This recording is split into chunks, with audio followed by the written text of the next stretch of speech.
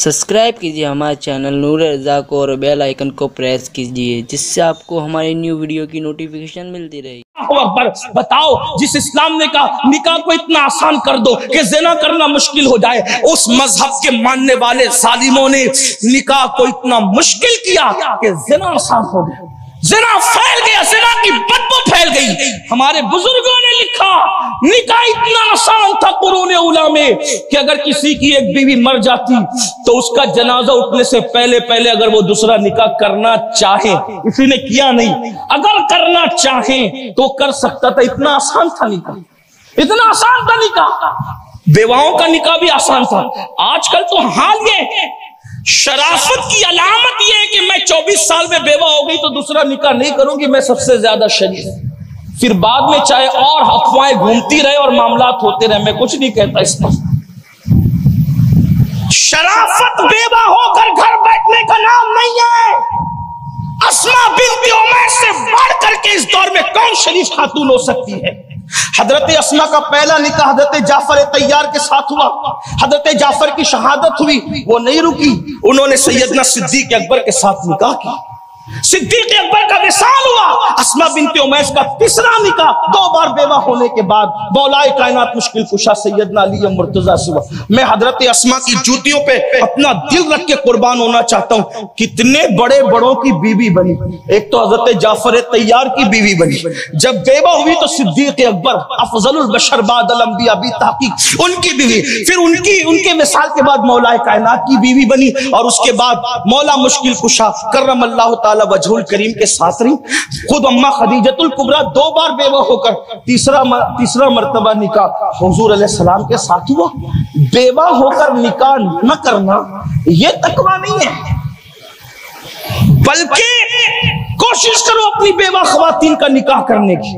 और आपसे तो मैं ये बात कहना चाहता हूं, भिवंडी वालों, बेवाओं से निकाह करने में शर्म मत करो। बेवाओं से निकाह करो, नहीं कर सकते कवानियों से करो, जिना मत करो। एक तकरीर में मैंने लोगों को कहा जिना मत करो, 2-2, 3-3, 4-4 बीबियां करो। कुछ लोग मुझसे झगड़ने लग गए क्योंकि तू ये लोगों को बिगाड़ने निकला है। मैंने कहा मेरे जुमले पे तो गौर करो, मैं मौलाना लोग को थोड़ी बोल रहा हूं, मैं तो उनको बोल रहा हूं यार तू एक बीवी पे तेरा जी नहीं भरता, फिर भी तू जिना करने जाता है तो जिना मत कर, निकाह कर।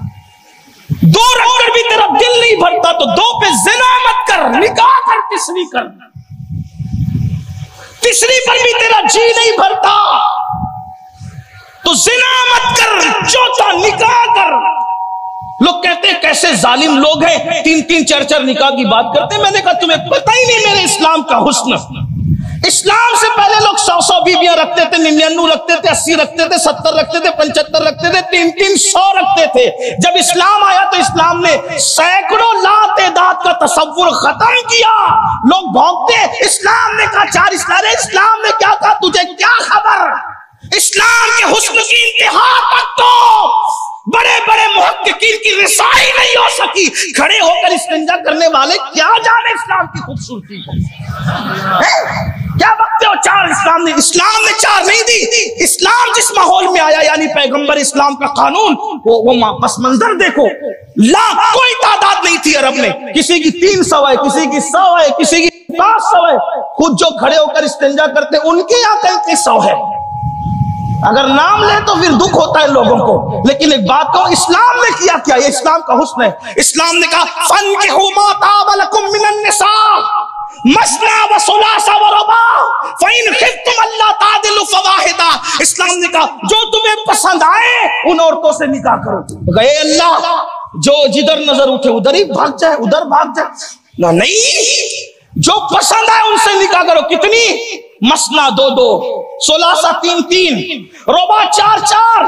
फिर उसके बाद इजाजत दी और कैद लगाई, अल्लाह तादिलु फवाहिदा, और उनके दरमियान इंसाफ नहीं कर सकते तो एक ही पे इक्तिफा करो। ए इस्लाम, ये तेरा एहसान है कि 500-500, 300 करने वालों को तूने 4 पे ला के खड़ा कर दिया। इस्लाम का एहसान है औरतों पर, इस्लाम ने 4 पे ला के खड़ा किया है। लेकिन आपसे कहता हूं, अगर जिना को रोकना है, निकाह को आम करना पड़ेगा। और ये बात भी मैं किसी खौफ के बगैर कहता हूं, अगर एक बीवी के बाद जिना से नहीं रुकते, मुझे उन जालिम माँ बाप भाइयों पर भी अफसोस है। मुझे ये ख्याल भी है भिवंडी वाले इसके बाद ना बुलाना चाहे तो शौक से ना बुलाए, ना मुझे कहीं जाने का शौक है और न किसी के बुलाने का मैं मुंतजिर हूं, इसलिए कि मुझे एक ही जगह जाने का शौक है बस, और वहीं रह जाने का शौक है।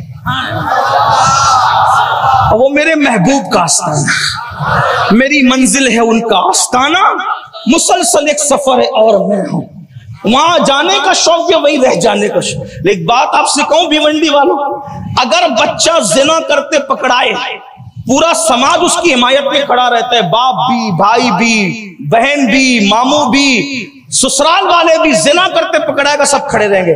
लेकिन अगर उसने जिना से बचने के लिए दूसरा या तीसरा निकाह कर लिया तो माँ कहती मेरे से तेरे से मेरा कोई ताल्लुक नहीं, बाप कहता मेरा तेरे से कोई ताल्लुक नहीं।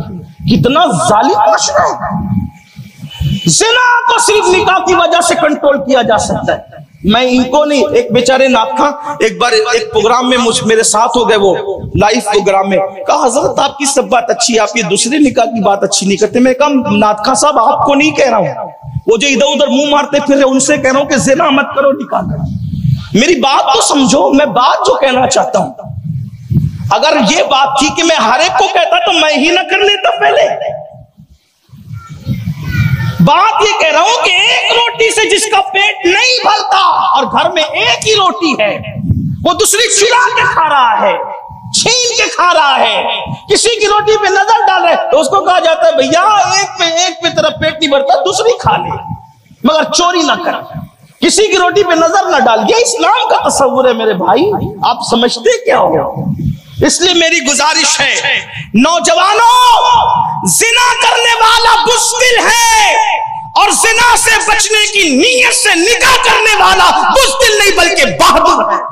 आज आपके साथ हम खड़े हैं, कल क़यामत में तुम्हारे साथ रसूलुल्लाह खड़े होंगे। जो गुनाह से बचने की नीयत से निकाह को आम करो और दूसरों को तसव्वुर दो, और याद रखना जालिम माशरे का गला घोंट दो और बता दो हम लोगों की रजा के कायल नहीं हैं, बल्कि हम तो यार की खुशी चाहते हैं। वल्लाहु व रसूलुहु अहक्कु अन युरदू। तो बात दूर निकल गई। जिना पे कंट्रोल के कई तरीके। नंबर 1, अगर अल्लाह ने नवाजा है निकाह करो। और खवातीन से कहता हूं कि मेरे जाने के बाद मेरे एक दोस्त ने कहा, भैया जिस दिन से आप इंटरनेट पर आए हैं, हर रोज मियां बीवी बैठ के साथ में बयान सुनते थे, दूसरे निकाह की फजीलत क्या बयान की। भाभी ने कहा इनको नहीं लगाना। मैं कहा भाभी नहीं सुनती तो मैंने क्या करना, न लगाना तो न लगाना। मेरा इरादा तो यह है जो पिया को भाए अख्तर वो सुहाना राग है, जिससे ना खुश है पिया वो रागनी अच्छी नहीं। भाभी उसमें शामिल ही नहीं है, उसको अच्छी लगे कि बुरी लगे, मेरे यार को अच्छी लगे, बस मैंने वही बात कही। 2-3 हफ्ते के बाद फिर उसके बाद खबर आई कि वो सुनती हो गई। मैंने कहा क्यों सुनती हो गई? तो फिर वो बड़ा हादसा आया और फिर सहेलियों का जो हादसा टकराया, और उसके बाद मेरी बात समझ में आई, तब पता चला कि शौहर जानी कहलाए उससे बेहतर है कि शौहर 2-3 बीवियों का शौहर कहलाए। ये बात आजकल हमें ताना दिया जा रहा है, अगर मुसलमानों के साथ निकाह करोगे तो सौकन का सदमा सहना पड़ेगा। मैंने कहा सौकन का सदमा नहीं है, ये जरूर है कि बीवी फख्र से कहेगी मेरा शौहर जिना के अड्डे पे नहीं पड़ा हुआ है, मेरा शौहर मेरी तरह किसी दूसरी बीवी के बिस्तर पे मौजूद। हाँ, ये बात है। मैं लोगों को एक बात कहता हूं, देखो इंडिया में है कि नहीं है ये आपकी जिम्मे है, लेकिन बुरा मत मानना इंडिया वालों, गूगल पे सर्च करना। हमारे मुसलमान के अंदर, ईमान वालों के अंदर एक बीवी, एक शौहर की 4 बीवियां आपको मिलेगी, लेकिन हमारे मजहब में एक बीवी के 5 शौहर नहीं मिलेंगे। अब ये 5 शौहर एक बीवी के कहां, ये आपको गूगल पे सर्च करना पड़ेगा, किस मुल्क में ढूंढना आपको है, अफ्रीका में, यूरोप में, अमेरिका में, कहां, ये आपकी जिम्मेदारी है। मैं नहीं बता पाऊंगा इसको इस वक्त आपको।